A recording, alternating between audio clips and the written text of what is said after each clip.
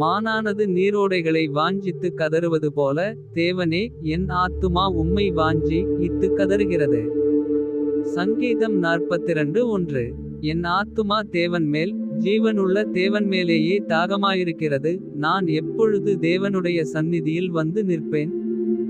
சங்கீதம் 42:2. உன் தேவன் எங்கே என்று அவர்கள் நாள்தோறும் என்னிடத்தில் சொல்லுகிறபடியால். இரவும் பகலும் என் கண்ணீரே எனக்கு உணவாயிற்று. சங்கீதம் 42:3. முன்னே நான் பண்டிகையை ஆசரிக்கிற ஜனங்களோடே கூட நடந்து. கூட்டத்தின் களிப்பும் துதியுமான சத்தத்தோடே தேவாலயத்திற்கு போய் வருவேனே. இவைகளை நான் நினைக்கும்போது என் உள்ளம் எனக்குள்ளே உருகுகிறது. சங்கீதம் 42:4. என் ஆத்துமாவே, நீ ஏன் கலங்குகிறாய்.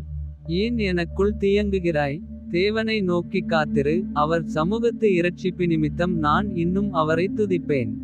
சங்கீதம் 42:5. என் தேவனே, என் ஆத்துமா எனக்குள் கலங்குகிறது. ஆகையால் யோர்தான் தேசத்திலும் எர்மோன் மலைகளிலும் சிறுமலையிலுமிருந்து உம்மை நினைக்கிறேன். சங்கீதம் 42:6. உமது மதகுகளின் இரைச்சலால் ஆழத்தை ஆழம் கூப்பிடுகிறது. உமது அலைகளும் திரைகளும் எல்லாம் என்மேல் புரண்டு போகிறது. சங்கீதம் 42:7. ஆகிலும் கர்த்தர் பகற்காலத்திலே தமது கிருபையை கட்டளையிடுகிறார். இராக்காலத்திலே அவரை பாடும் பாட்டு என் வாயிலிருக்கிறது. என் ஜீவனுடைய தேவனை நோக்கி விண்ணப்பஞ்செய்கிறேன். சங்கீதம் 42:8.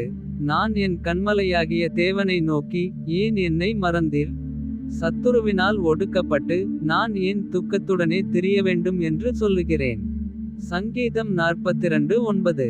உன் தேவன் எங்கே என்று என் சத்துருக்கள் நாள்தோறும் என்னோடே சொல்லி. என்னை நிந்திப்பது என் எலும்புகளை உருவக்குத்துகிறது போல் இருக்கிறது. சங்கீதம் 42:10. என் ஆத்துமாவே, நீ ஏன் கலங்குகிறாய். ஏன் எனக்குள் தியங்குகிறாய். தேவனை நோக்கி காத்திரு, என் முகத்திற்கு இரட்சிப்பும் என் தேவனுமாயிருக்கிறவரை நான் இன்னும் துதிப்பேன். சங்கீதம் 42:11.